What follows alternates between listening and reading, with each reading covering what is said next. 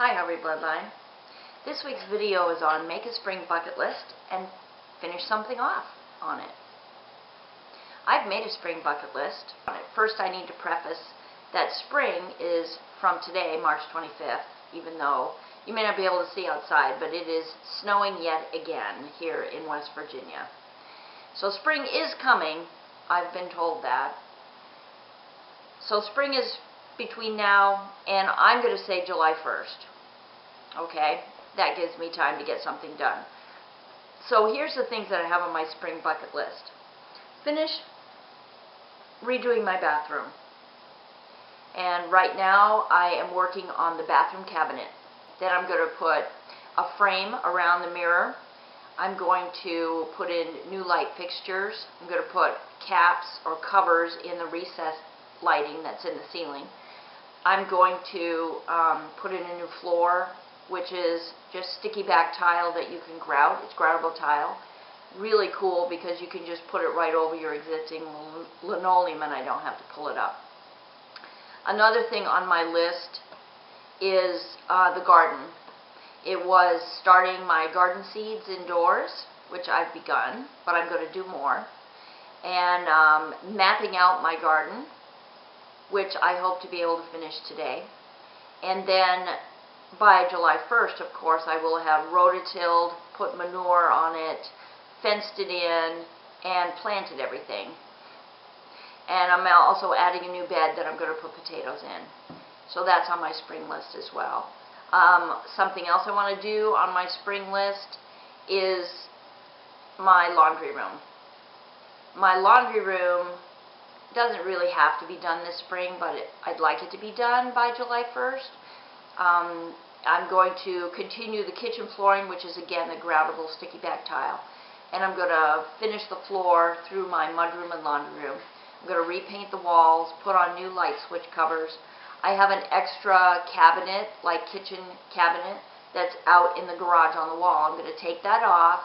I'm going to paint it, repaint it white, and then I'm going to mount that on the wall with shelves on either side.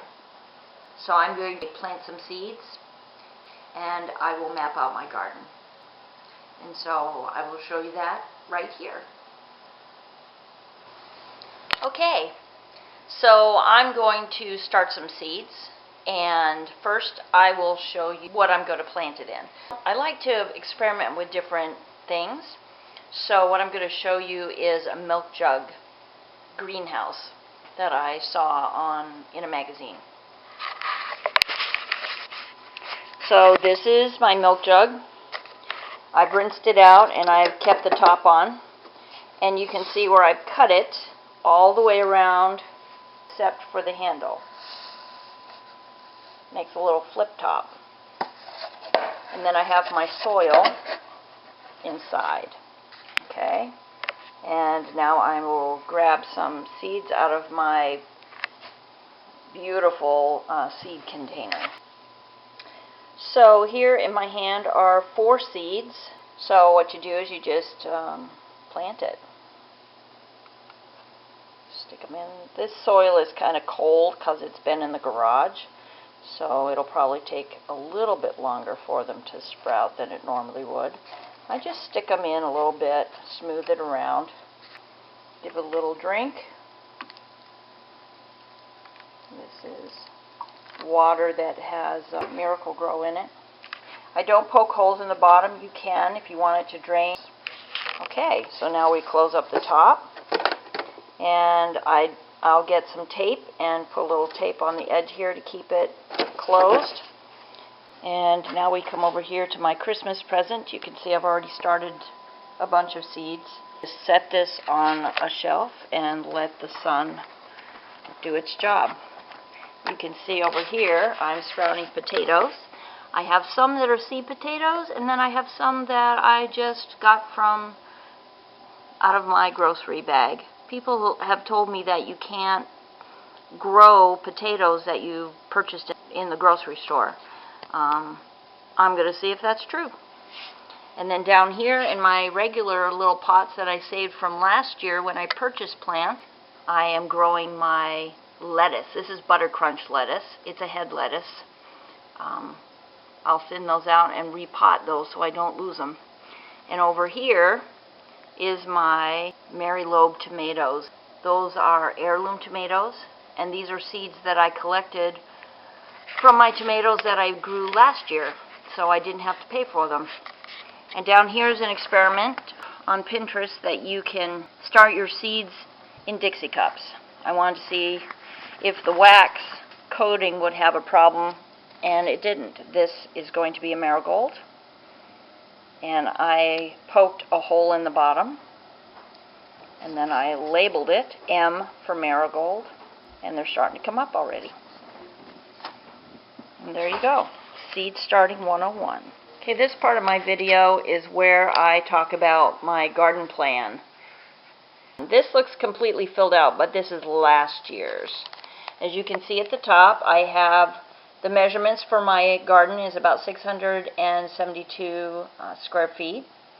And I did it in square foot plots, but I didn't use wood frames. I just dug it up, kind of like a landscaper would dig up around his trees. And on the side here I have labeled, I just wrote down all the vegetable seeds that I had in my possession, because I'm a bit of a seedaholic, and I numbered them. And then I had another sheet which showed all my flowers. I wrote on the side A is for annual and P is for perennial, and then on the right side I wrote how many times I planted it, and I labeled them with letters. I know it sounds like way too complicated, but my mom used to do this every year with her flower garden. She would grid it all out and plant it, and I always thought, that's crazy, why do you go to so much trouble? But here I am doing it because it is so much fun. So this is my plot for this year. As you can see, I started, but I'm not finished. And then what I'm trying to do by mapping it out is a rotation of my crops, which will help with pests and also weeds, and it helps with the nutrients in the soil. And then I also add in flowers. This is my new flower list. Flowers are good because they're pest control. Anyway, that is my garden plot. So those are two things that I accomplished off my spring goal list.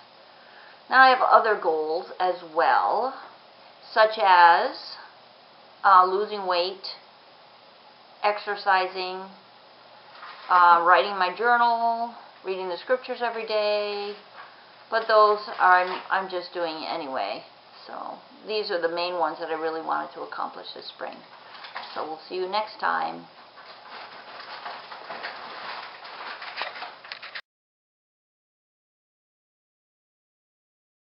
I really like the look of the... Great, the cat is throwing up. That's what you get for eating the plant.